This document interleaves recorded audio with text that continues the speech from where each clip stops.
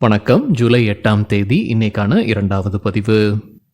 பங்குச்சந்தையில் நடந்த சில விஷயங்களை விரைவாக பார்க்கலாம். முக்கியமான தகவல், நான் செபி ரெஜிஸ்டர்ட் அட்வைசர் கிடையாது. நம்ம சேனல்ல இருந்து எப்போதுமே ஸ்டாக் ரெக்கமெண்டேஷன்ஸ் கிடையாது.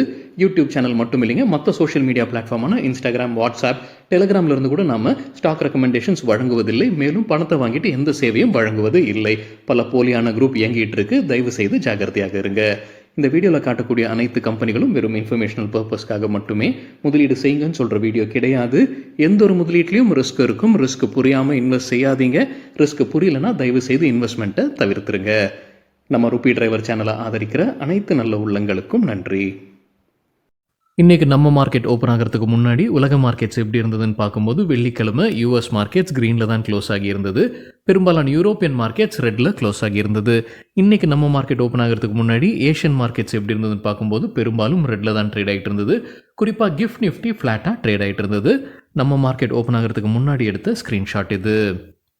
சில இண்டிவிஜுவல் ஸ்டாக்ஸ் மற்றும் செய்திகள் விரைவாக பார்க்கலாம். ஜூலை 9ஆம் தேதி நாளைக்கு குவார்ட்டர்லி ரிசல்ட் அறிவிக்கக்கூடிய சில கம்பெனிகள் டெல்டா கார்ப் மற்றும் ஆர்எஸ் சாஃப்ட்வேர்.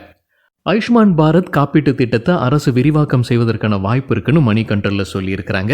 இப்போ எவ்வளவு பேருக்கு கவரேஜ் கிடைக்குதோ அதை இரட்டிப்பாக்குவதற்கான வாய்ப்பு இருக்குது. அதோடைய முதற்கட்டமாக 70 வயதிற்கு மேற்பட்டோர் அனைவரையும் இந்த திட்டத்திற்கு கீழே கொண்டு வருவதற்கான வாய்ப்பு இருக்குன்னு மணி கண்ட்ரோலில் சொல்லியிருக்கிறாங்க. கவரேஜ் பேஸை இரட்டிப்பாக்குவது 3 ஆண்டுக்குள்ளார எட்ட வேணுன்ற இலக்கு அரசு அறிவிப்பாங்கன்னு சொல்லியிருக்கிறாங்க மணி கண்ட்ரோல் செய்தியில். ஆனுவல் இன்சூரன்ஸ் கவரேஜ் இப்போ ஒரு பெனிஃபிஷியரிக்கு 5 லட்சம் ரூபாய், அது 10 லட்சம் ரூபாயாக உயர்த்துவதற்கான வாய்ப்பு இருக்குது. இதனால் ஏற்படக்கூடிய கூடுதல் செலவு அரசுக்கு 12,076 கோடி ரூபாய்னு சொல்லியிருக்கிறாங்க.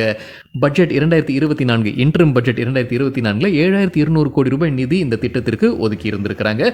இது வழியாக 12 கோடி குடும்பங்கள் நாடு முழுவதும் பயன்பெறாங்கன்னு மணி கண்ட்ரோலில் அப்டேட் வெளியிட்டிருக்கிறாங்க.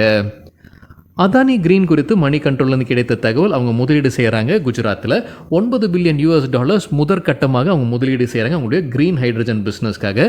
இது வழியாக 7,500லேருந்து 10,000 புது வேலை கிடைப்பதற்கான வாய்ப்பு இருப்பதாக சொல்லியிருக்கிறாங்க மணி கண்ட்ரோல் செய்தியில். செல்லா ஸ்பேஸ் லிமிடெட் தற்போது அப்டேட் இருக்குது. அவங்களுடைய சொத்துக்களை சிலதை விற்பனை செய்கிறாங்க. அவங்களுடைய நிலம் மற்றும் கட்டடத்தை விற்பனை செய்கிறாங்க. வரப்போகிற பணத்தை வைத்துக்கொண்டு என்ன செய்ய போகிறாங்க? HDFC வங்கியில் எடுத்திருக்கிற லோனை அடைப்பதற்கு பயன்படுத்தப்படும்னு சொல்லியிருக்கிறாங்க செல்லா ஸ்பேஸ் லிமிடெட். மேன் இண்டஸ்ட்ரீஸ் இன்றைக்கி இன்ட்ராடேல நல்லா பர்ஃபார்ம் பண்ணியிருக்கிறாங்க. 11% அதிகரிச்சிருக்கு. கம்பெனிக்கு ஒரு ஆர்டர் கிடச்சிருக்கு. 1,850 கோடி ரூபாய் மதிப்பிற்கான ஆர்டர். யார்கிட்டதுன்றது சொல்லலை, இன்டர்நேஷ்னல் கஸ்டமர். இவ்வளவு பெரிய தொகைக்கு ஒரே ஆர்டர் கிடைக்கிது. இதுவே முதல் முறை கம்பெனியுடைய வரலாறில். அது கூட ஒரு காரணமாக இருந்திருக்கலாம். இன்றைக்கி இன்ட்ராடேல 11% அதிகரித்தது மேன் இண்டஸ்ட்ரீஸ். நவா லிமிடெட் தரப்புல ஒரு அப்டேட் இருக்குது. இன்றைக்கி இன்ட்ராடேல நல்லாவும் பர்ஃபார்ம் பண்ணியிருக்கிறாங்க. 6% அதிகரிச்சிருக்கு. ஜாம்பியாவில் இருக்கக்கூடிய சப்சிடி நிறுவனம் தான் மாம்பா காலரிஸ் லிமிடெட்.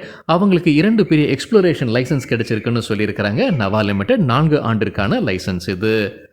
ஆப்கோடெக்ஸ் இண்டஸ்ட்ரீஸ் தரப்புல ஒரு அப்டேட் இருக்குது. மகாராஷ்டிராவில் மழை காரணமாக அங்கே இருக்கக்கூடிய தொழிற்சாலையில் உற்பத்தி பாதிப்பு ஏற்பட்டிருப்பதாக சொல்லியிருக்கிறாங்க ஆப்கோடெக்ஸ் இண்டஸ்ட்ரீஸ். சிலது சேதமும் அடைஞ்சிருக்குன்னு சொல்லியிருக்கிறாங்க. இன்சூரன்ஸ் கவரேஜ் இருப்பதாகவும் அப்டேட் கொடுத்துருக்காங்க ஆப்கோடெக்ஸ் இண்டஸ்ட்ரீஸ். ஆனந்த் ரத்தி ஷார்ட் டேர்ம்கான ஸ்டாக் ரெக்கமெண்டேஷன்ஸ் அறிவிச்சிருக்கிறாங்க மணி கண்ட்ரோல்லேருந்து கிடைத்த தகவல். HDFC லைஃப் இன்சூரன்ஸ் கம்பெனிக்கு பை ரேட்டிங் எதிர்பார்க்குற டார்கெட் 660, ஸ்டாப் லாஸ் 575. சிப்லாக்கு பை ரேட்டிங் எதிர்பார்க்குற டார்கெட் 1,600, ஸ்டாப் லாஸ் 1,460. தற்போதைய லெவலிருந்து 6% அதிகரிப்பதற்கான வாய்ப்பு இருக்குது. SJVNக்கு பை ரேட்டிங் எதிர்பார்க்குற டார்கெட் 155, ஸ்டாப் லாஸ் 134. இன்ஃபோஎட்ஜ் கம்பெனிக்கு UBS, இன்ஃபோஎட்ஜ் naukri.com போன்ற வெப்சைட்ஸை நடத்தக்கூடிய நிறுவனம். அவங்களுக்கு UBS நியூட்ரல் ரேட்டிங் கொடுத்துருக்காங்க. எதிர்பார்க்குற டார்கெட் 6,055. பஜாஜ் ஆட்டோக்கு UBS செல் ரேட்டிங் கொடுத்துருக்காங்க. எதிர்பார்க்குற டார்கெட் 6,250. தற்போதைய லெவலிருந்து 35% விழும்னு எதிர்பார்க்குறாங்க UBS. டைட்டன் கம்பெனி டாடா நிறுவனம் அவங்க Q1 பிஸ்னஸ் அப்டேட் வெளியிட்டிருந்தாங்க. அந்த தகவல் நம்ம வீக்கெண்ட் செய்தியில் பார்த்துருந்தோங்க. அதற்கான ரியாக்ஷன் இன்றைக்கி பார்க்கும்போது இன்ட்ராடேல டைட்டன் 4% விழுந்திருக்கு.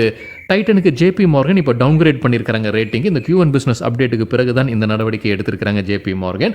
ஓவர் வெயிட்லேருந்து நியூட்ரலாக குறைச்சிருக்கிறாங்க. டார்கெட் ப்ரைஸும் குறைச்சிருக்கிறாங்க. முன்ன அவங்க சொல்லியிருந்தது 3,850, இப்போ குறைச்சிருக்கிறாங்க 3,450. கோல்ட்மேன் சாக்ஸ் டிசப்பாயிண்டிங்காக இருக்குது. அவங்களுடைய Q1 update Q1 business update சொல்லியிருக்காங்க கோல்ட்மேன் சாக்ஸ். ஆனால் அவங்க பை ரேட்டிங்கில் எந்த மாற்றமும் செய்யல. அதை தொடர்ந்து பை ரேட்டிங் கொடுத்துருக்காங்க. எதிர்பார்க்குற டார்கெட் 3,700. நேற்று க்ளோசிங்லேருந்து 13% அதிகரிப்பதற்கான வாய்ப்பு இருக்குது. CLSA தொடர்ந்து அவுட் பர்ஃபார்ம் ரேட்டிங் கொடுத்துருக்காங்க. எதிர்பார்க்குற டார்கெட் 4,045. நேற்று க்ளோசிங்லேருந்து 24% அதிகரிப்பதற்கான வாய்ப்பு இருக்குது. 31 அனலிஸ்ட் கவரேஜ் கொடுத்துருக்காங்க டைட்டனுக்கு. அதில் 16 பேர் பை ரெக்கமெண்டேஷன், 10 பேர் ஹோல்டு ரெக்கமெண்டேஷன், 5 பேர் செல் ரெக்கமெண்டேஷன் கொடுத்துருப்பதாக அப்டேட் வெளியாகியிருக்கு. அப்போலோ ஹாஸ்பிட்டல்ஸ்க்கு SMC Global Securities buy rating கொடுத்துருக்காங்க. எதிர்பார்க்குற டார்கெட் 6750 6800. தற்போதைய லெவலிருந்து 7% அதிகரிப்பதற்கான வாய்ப்பு இருக்குது. கொடுத்துருக்கிற கால அளவு அடுத்த 1 to 2 மாதங்கள். என்ன காரணம் சொல்லியிருக்கிறாங்க? டெய்லி சார்ட்ஸில் cup and handle pattern break out நடந்திருப்பதாக சொல்லியிருக்கிறாங்க. கப் அண்ட் ஹேண்டில் பேட்டர்ன் குறித்து நம்ம வேறொரு வீடியோவில் டீட்டெயில்டாக பேசியிருக்கோம். பிரேக் அவுட் நடக்கும்போது எப்படி டார்கெட்டை செட் பண்ணலாம், எப்படி ஸ்டாப் லாஸை செட் பண்ணலான்னு சார்ட்ஸ் வைத்து அதில் பேசியிருக்கோம். அந்த வீடியோட லிங்க் இந்த வீடியோட டிஸ்கிரிப்ஷனில் இருக்குது.